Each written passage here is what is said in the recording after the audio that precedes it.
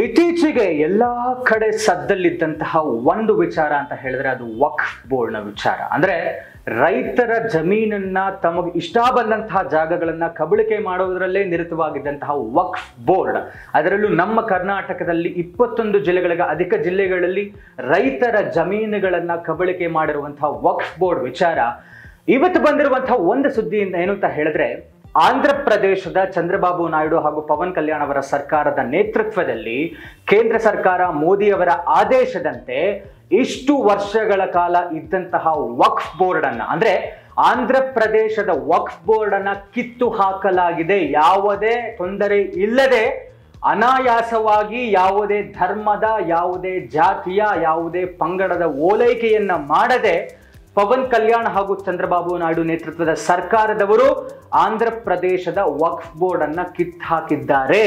ಈಗ ನಮ್ಮ ಮುಂದೆ ಇರುವಂತದ್ದು ಇದು. ಹಾಗಾದ್ರೆ ನಮ್ಮ ಕರ್ನಾಟಕದಲ್ಲಿ ಸಾಧ್ಯವಿಲ್ಲವಾ? ಇವರು ಅಲ್ಪಸಂಖ್ಯಾತರ ಓಲೈಕೆಯಲ್ಲೇ ಇದ್ದು ಬಿಟ್ರೆ ನಾವು ಬಹುಸಂಖ್ಯಾತರಾದಂತಹ ಹಿಂದೂಗಳ ಕಥೆ ಏನು? ಹಿಂದೂಗಳಲ್ಲಿ ಅದರಲ್ಲೂ ಪರ್ಟಿಕ್ಯುಲರ್ಲಿ ರೈತರ ಕಥೆ ಏನು? ರೈತರ ಬಗ್ಗೆ ನಮ್ಮ ಸರ್ಕಾರಕ್ಕೆ ಕಾಳಜಿ ಇಲ್ವಾ?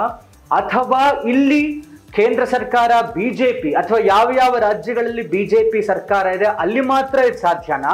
ಕಾಂಗ್ರೆಸ್ ಇರೋ ಕಡೆ ಸಾಧ್ಯ ಇಲ್ಲವಾ? ಅಥವಾ ಕೇಂದ್ರ ಸರ್ಕಾರದ ಗಟ್ಟಿ ನಿರ್ಧಾರ ಆಗತ್ತಾ ಇಡೀ ದೇಶದಲ್ಲಿ ಎಲ್ಲಾ ಕಡೆ ವಕ್ಫ್ ಬೋರ್ಡ್ ಅನ್ನ ಕಿತ್ತು ಹಾಕುವಂಥದ್ದ ಅಥವಾ ವಕ್ಫ್ ಬೋರ್ಡ್ ನ ಕೆಲವು ನಿಯಮಗಳಿಗೆ ತಿದ್ದುಪಡಿ ತರುವಂಥದ್ದ ಅನ್ನುವಂಥದ್ದನ್ನ ನಾವು ಇನ್ನಷ್ಟು ಬರುವಂತ ದಿನಗಳಲ್ಲಿ ಕಾದು ನೋಡಬೇಕಾಗಿದೆ. ಇದಿಷ್ಟು ಈ ಹೊತ್ತಿನ ಸುದ್ದಿ. ಮತ್ತಷ್ಟು ಸುದ್ದಿಗಳಿಗಾಗಿ ನೋಡ್ತಾ ಇರಿ ಸಿರಿ ಟಿವಿ.